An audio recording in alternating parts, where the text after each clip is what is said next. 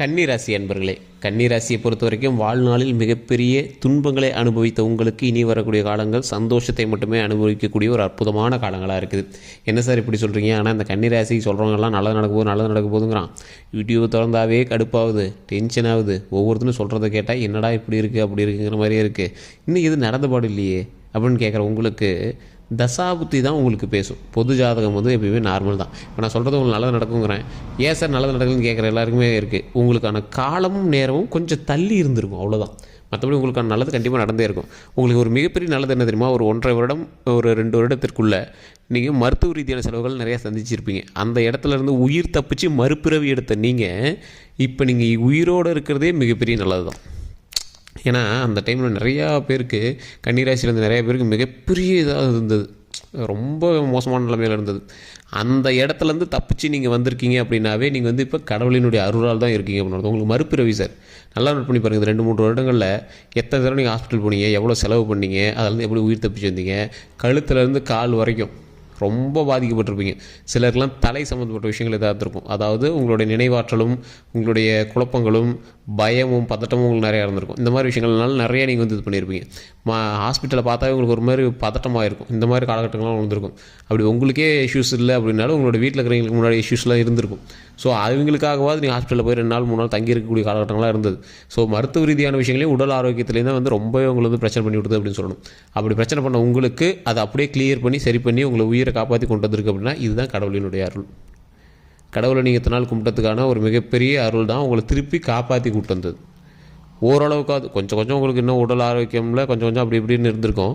ஆனால் ஓரளவுக்காவது உங்களை பரவாயில்லையாக இருக்குது அப்படின்னா அது வந்து கடவுள் காப்பாற்றி உங்களுக்கு கூப்பிட்டு வந்தது மட்டும்தான் காரணங்க. இந்த ராசிக்காரர்களுக்கு எப்பொழுதுமே கடவுளினுடைய அருள் உண்டு. அதுலேயும் குலதெய்வத்தினுடைய அருள் பரிபூர்ணமாக உண்டு. குலதெய்வத்தினுடைய அருள் உங்களுக்கு பரிபூர்ணமாக இருக்குது அப்படின்னா நீங்கள் அதில் என்ன பண்ணியிருந்துருக்கணும்? உங்களுடைய முன்னோர்களினுடைய சாபங்கள்லேருந்து விலைக்கு வந்திருக்கணும். இந்த கன்னிராசியில் பிறந்தவங்களுக்கு அவங்களுடைய பூர்வீகம் வந்து அவ்வளோ சீக்கிரம் செட் ஆகாது. பூர்வீகத்தில் வந்து அவ்வளோ சீக்கிரம் உங்களுக்கு செட் ஆகாது.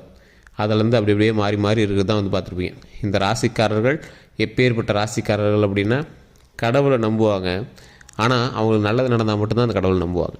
ஜோதிடத்தை நம்புவாங்க.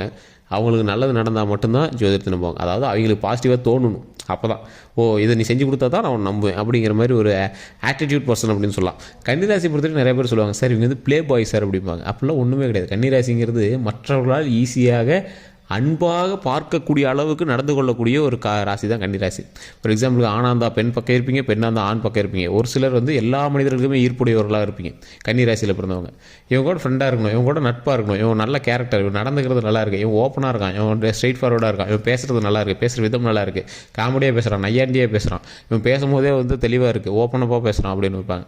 ஆனால் இந்த கன்னிராசிக்கு பின்னாடியும் ஒரு சைலண்ட் ஃபேஸ்னு ஒன்று இருக்குது. அந்த சைலண்ட் ஃபேஸில் இவங்க நிறைய கஷ்டங்களே அனுபவிச்சுருக்காங்க. அந்த சைலண்ட் ஃபேஸில் இவங்க நிறைய சின்ன ஒரு திருட்டு வேலைகளையும் பண்ணக்கூடிய ஒரு ஆள். திருட்டு வேலைன்னா போய் பொருளை திருடுறது அந்த மாதிரி இல்லை.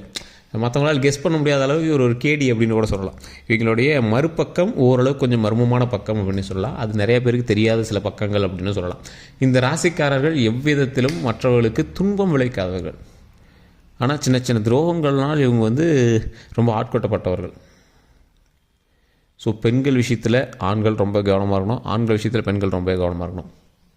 தொழில் ரீதியான விஷயத்தில் கவனம் ரொம்பவே தேவை. நீங்கள் வந்து ஒரு இடத்துக்கு வேலைக்கு போயிட்டுருக்கீங்க அப்படின்னா உங்களுடைய இனி வரக்கூடிய வாழ்க்கைகள், அன்றாட வாழ்க்கைகள் ஒரு 6 மாத காலங்களுக்கு அப்படியே நார்மலாக தான் போயிட்டே இருக்கும். இந்த 6 மாத காலம் முடிஞ்சதுக்கப்புறம் அப்படியே ஒரு மேலே ஏற்றம். இதில் நீங்கள் தொழில் பண்ணிட்டுருக்கீங்க அப்படின்னா தொழில் பண்ணிகிட்ருக்கிறவங்க இந்த ஒரு வாரத்துலேயே கரெக்டாக இன்னையிலேருந்து 15 நாட்களுக்குள்ளேயே ஒரு ஸ்டெப் அப் வந்து அப்படியே ஒரு ஸ்டெப் அப் வைப்பீங்க. ஒரு ஸ்டார்ட் அப் ஒரு ஸ்டெப் அப் வைப்பீங்க. இந்த ஸ்டார்ட் அப்பு ஸ்டெப் அப்போ உங்களுக்கு வந்து ஒரு சின்ன பதட்டத்தோடையும் பயத்தோடையும் வந்து உருவாகும். சின்ன கடன்களோடு உருவாயிருக்கும். இந்த காலகட்டம் உங்களுக்கு சின்ன கடன்கள் இருக்கும் அப்படிங்கிறது நேரம் விதி.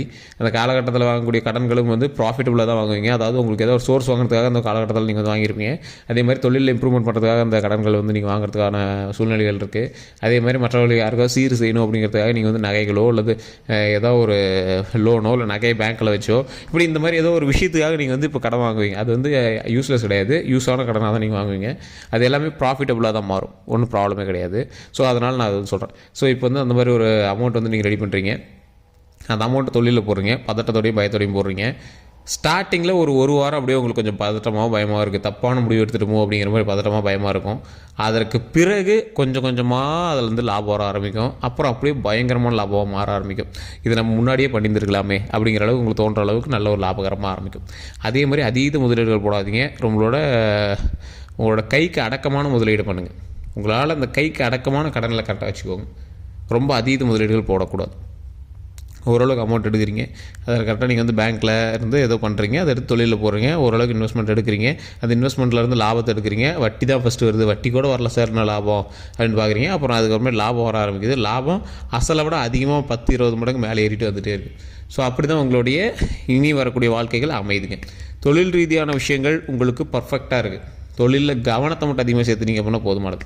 இந்த காலகட்டம் நீங்கள் வண்டி வாகனங்கள் வாங்கக்கூடிய காலகட்டம். கண்டிப்பாக வண்டி வாகனங்கள் வாங்குவீங்க. 2 வீலர், ஸ்கூட்டி, பைக்கு, கார் ஏதோ ஒன்று செகண்ட் ஹேண்டாவது, இதில் ஏதோ ஒன்று செகண்ட் ஹேண்டாகவே வாங்குவீங்க.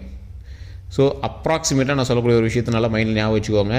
தொழிலுக்கு பொருத்தமான ஒரு ராசி கன்னிராசி. ஆனால் அந்தளவுக்கு வந்து அதில் கான்சன்ட்ரேட் பண்ணாத ராசியும் கன்னிராசி தான். அவங்களுடைய சுகத்துக்காகவே எல்லா விஷயத்தையும் பார்ப்பாங்க. உங்களுக்கு எது ஃப்ரீயாக இருக்குது, உங்களுக்கு எது லக்ஸூரியாக இருக்குது, உங்களுக்கு எது நல்லா இருக்குது, அதுக்கு தான் நீங்கள் வந்து அதிகமாக கான்சன்ட்ரேட்டே பண்ணுவீங்க. அப்படி இருக்கக்கூடியவர்கள் பணத்தை தேவையில்லாத செலவுகளுக்கு செலவழிக்காதீங்க. பணத்தை கரெக்டாக பயன்படுத்துங்க. அதை எதுக்காக செலவு பண்ணுமோ அதுக்காக மட்டும் செலவு பண்ணுங்கள். அந்த பணத்தை பயன்படுத்தக்கூடிய விதத்தில் கொஞ்சம் கவனத்தை செலுத்தினால் மிகவும் நல்லது. அதன் மூலமாக பல லாபங்களை அள்ளலாம். அதை நல்லா மைண்டில் ஞாபகம் வச்சுக்கோங்க. கல்வி சம்மந்தப்பட்ட விஷயத்தில் நீங்கள் வந்து ஒரு கன்னிராசியாக இருக்கீங்க, கல்வி சம்மந்தப்பட்ட விஷயத்தில் இருக்கீங்க, ஒரு 12th படிச்சுட்டீங்க, காலேஜ் படிச்சுட்டீங்க அப்படின்னா தயவு செய்து படிப்பில் மட்டும் கவனத்தை செலுத்துங்க. இது வந்து உங்களுக்கு மைண்ட் டைவெர்ட் பண்ணக்கூடிய ஒரு காலகட்டம். தேவையில்லாமல் மைண்டை டைவெர்ட் பண்ணி வேறு எதுலையாவது உங்களை வந்து காட்டுறதுக்கு பார்க்கும். அதெல்லாம் காட்டலாம், இதெல்லாம் காட்டலாம்னு மைண்டை வந்து டைவெர்ட் பண்ணுறதுக்கான காலகட்டமாக இருக்கும். ஸோ அதில் தயவுசெய்து மைண்டை கண்ட்ரோலாக வச்சுக்கோங்க. வேறு எதுலேயும் உங்கள் பக்கம் ஏதாவது காதலில் விழுவுறது, சார் அவன் இப்படி பண்ணான் சார், இவன் இப்படி பண்ணான் சார், அவன் அதுக்காக தான் சார் இது பண்ணான், அதெல்லாம் ஒன்றும் இப்போ அதெல்லாம் சும்மா ஒரு 5 வருஷம் கழித்து பார்த்தீங்கன்னா செவ்வளோ உங்களே அப்பிக்குவீங்க. ஸோ அந்த மாதிரி கொஞ்சம் பொறுமையாக கொஞ்சம் கான்சன்ட்ரேஷனாக இருங்க. படிப்பில் கவனம் செலுத்துங்க. கன்னிராசிக்கு பொறுத்த வரைக்கும் படிப்பில் மட்டும் நல்லா க்ளீனாக வந்துட்டிங்க அப்படின்னா அதற்கு பிறகு இருக்கக்கூடிய வாழ்க்கைகளை மிகப்பெரிய அச்சீவ்மெண்ட் அடையலாம். அது நிறைய பேருக்கு தெரியறதில்ல. இந்த கன்னிராசிக்காரர்களுக்கு எவ்வளோ சொன்னாலும் அது வந்து புரியுறதே இல்லை. ஸோ படிப்பில் மட்டும் கவனம் செலுத்துங்க. வேலையில் கான்சன்ட்ரேட் பண்ணுங்கள். கன்னிராசிக்கு வேலையும் தொழிலும் கல்வியும் நல்லா அமையும். அதை கெடுக்கிறது உங்களுடைய கிரக அமைப்பு பார்த்தா இருக்கும், உங்களுடைய தசாபுத்திகளாக தான் இருக்கும். ஸோ ஒரு டைம் ஜாதகத்தை செக் பண்ணுங்கள். உங்களுடைய ஜாதகத்தை செக் பண்ணும்போது நீங்கள் எதை மெயினாக பார்க்கணும் அப்படின்னா உங்களுடைய தசாபுத்தி உங்களுக்கு மேட்ச் ஆகுதா. ஏன் இவங்க சொல்கிறது நம்மளுக்கு ஒரு சிலது தான் பதியுது, ஒரு சிலது பழிக்க மாட்டேங்குது. திருமணமான ஆகாதவர்களுக்கு ரொம்ப தள்ளி போயிட்டே இருக்குது. ஏன் காரணம்? கன்னிராசியை பொறுத்த வரைக்கும் காதெல்லாம் கை கொடுத்தே தவிர திருமணம் மட்டும் ரொம்ப டேஞ்சர் பண்ணிகிட்டே இருக்கும். தள்ளி தான் போகும். அப்புறம் ஓரளவுக்கு ப்ராப்ளம் ஆகி செட் ஆகிடும். ஸோ இந்த மாதிரி தள்ளி போகிறதான ரீசன் என்ன? குழந்தை பேர்கள் ஏன் அமையறதுக்கு லேட் ஆகுது? அந்த மாதிரி நிறைய விஷயங்கள் வந்து உங்களுக்கு டவுட்டாக இருக்கும். இது எல்லாமே உங்களுடைய தனிப்பட்ட ஜாதகம் தான் குறிக்குது. ஏன்னா கன்னிராசி எது ஆரம்பித்தாலும் ஒரு ஸ்டார்ட் அப் அப்படி சும்மா ஜர்க்கு ஆகி அதில் ஒரு சின்ன சின்ன பதட்டத்தை ஏற்படுத்தி அதில் சின்ன சின்ன ஃபெயிலியரை காட்டி அதுக்கப்புறமேட்டு தான் வந்து சக்ஸஸே ஆகும். ஸோ இது வந்து கன்னிராசியோட இயல்பே தான். திருமணமே ரெடியாகும், பிரச்சனையாகும், மறுபடியும் செட் ஆகும். அதுக்கப்புறம் தான் திருமணம் வந்து ஒட்டுக்காக கைக்கூடி நல்லபடியாக வரும். அதே மாதிரி குழந்தை பேருமே சின்ன இது ப்ரெக்னென்ட் ஆகிருப்பீங்க, அப்புறம் அவாய்ட் ஆகிருக்கும். அதுக்கப்புறமேட்டு ஒரு வாரம் தான் வந்து பார்த்திங்கன்னா நல்லபடியாக குழந்தை பிறக்கும், நல்லபடியாக பிறந்து வளர்ந்து வரும். ஸோ இது மாதிரி நிறைய தடைகளை தாண்டி தான் வந்து இந்த கன்னிராசியில் வந்திருக்கு. தொழிலையும் அப்படி தான், கல்வியிலையும் அப்படி தான், வாழ்க்கையிலையும் அப்படி தான், திருமணத்தில் எப்படி தான், குழந்தைகளையும் அப்படி தான். ஸோ எங்களோட லைஃப் வந்து மென்மேலும் வளருவதற்கு ஒரு மிகப்பெரிய ஆப்பர்ச்சுனிட்டி கிடைக்கும். சின்ன சொதப்பல்கள் பண்ணுவீங்க, அந்த சொதப்பல்லாம் மறுபடியும் சரி பண்ணுவீங்க, மறுபடியும் அதே ஆப்பர்ச்சுனிட்டி அதோட அதிகமாக நீங்கள் வந்து லாபம் எடுப்பீங்க. ஸோ இது வந்து சக்ஸஸ்க்கான ராசி. ஆனால் என்னது, சின்ன முந்திரி குடத்தனமும் சில காலகட்டமும் சில நேரமும் சில தசாபதிகளும் உங்களை வந்து அப்படியே லைட்டாக ஆட்டி வைக்கும். இந்த டைம் உங்களுக்கு ஓரளவுக்கு பர்ஃபெக்டாக எல்லாமே கொஞ்சம் நடக்கிற வாய்ப்புகள் இருக்குது. சின்ன இது இருந்தாலும் அதை நீங்கள் வந்து பதட்டமாகவோ பயமாகவோ எடுத்துக்க தேவையில்லை. சக்ஸஸ் நடக்கும். பேக் அடிக்காமல் இறை வழிபாடு பண்ணிவிட்டு, குலதெய்வத்தை வழிபாடு பண்ணிவிட்டு, குலதெய்வத்துக்கிட்ட போய் ஒரு பொங்கல் வச்சு 2 எலுமிச்சம்பழம் அறுத்து போட்டு அந்த இடத்துல வந்து சாமி கும்பிட்டு முடிஞ்சால் 2 நெய் விளக்கு அது கண்டிப்பாக போடும். குலதெய்வத்துக்கு போய் நெய் விளக்கு போட்டு கும்பிட்டிங்கன்னா ரொம்ப நல்லது. 1 முழம் மல்லிகைப்பூ சாமிகிட்ட, அம்மன் தெய்வங்களாக இருந்தாலும் மல்லிகைப்பூ வாங்கிட்டு போவீங்க, எந்த தெய்வங்களாக இருந்தாலும் மல்லிகைப்பூ வச்சு வணங்குங்க. இது வந்து கன்னிராசிக்கே உண்டான ஒரு அற்புதமான விஷயம். மல்லிகை குண்டு மல்லி வாங்கிட்டு போய் வச்சு வணங்குங்க. ஒரு அற்புதமான ஒரு விஷயம். அது நெய் விளக்கேற்றி மல்லிகைப்பூ அந்த இடத்துல சாமி வச்சு வணங்குனீங்க அப்படின்னா நீங்கள் கேட்டதை கொடுக்கும். அது அந்தளவுக்கு உங்களுடைய குலதெய்வத்துக்கும் கன்னிராசிக்கும் ஆப்ட் இருக்குது. ஸோ நீங்கள் அதை ட்ரை பண்ணி பாருங்கள். நிறைய பேருக்கு ஜோதிடம் பார்க்கணும் அப்படின்னு ஆசைப்பட்றீங்க. சரி இதெல்லாம் ஓகே, ஆனால் முழு ஜாதகம் பார்த்தா தான் தெரியும். எப்படி கண்டுபிடிக்கிறது அப்படின்னு கேட்குறீங்களா? உங்களுடைய பக்கத்தில் இருக்கக்கூடிய ஜோதிடர்கிட்ட கொடுத்து ஜோதிடரை பாருங்கள். இல்லை சார் ஒன்றும் பர்ஃபெக்டாக இல்லை அப்படிங்கிறவங்க மட்டும் கீழே நம்பர் கொடுக்குறேன், அந்த நம்பருக்கு ஃபோன் பண்ணுங்கள். உங்களுடைய பெயர், உங்களுடைய பிறந்த நேரம், பிறந்த ஊர், இது 3 மட்டும் நோட் பண்ணி வச்சுக்கோங்க. ஃபோன் பண்ணுங்கள். உங்களுடைய ப்ராப்ளம் எதுவாக இருந்தாலும் சொல்லுங்கள். அதுக்கான தீர்வை நீங்கள் இதுக்கு முன்னாடி என்னெல்லாம் நடந்துச்சு அப்படிங்கிறத கேட்டுட்டு சொல்லுங்கள். அப்ராக்சிமேட்டாக இல்லை, அக்யூரேட்டாக சொல்லுவாங்க. இதுக்கு முன்னாடி உங்களுக்கு இதுதான் நடந்துச்சு அப்படிங்கிறத அடித்து சொல்லுவாங்க. கிட்டத்தட்ட 200 ஜோதிடர்களுக்கு ஆசான் கிட்ட தான் நான் உங்களோட நம்பர் வந்து நான் கொடுக்குறேன். ஸோ உங்களுக்கு வேணும்னா ஜஸ்ட் கால் பண்ணி எடுத்து வச்சுக்கோங்க.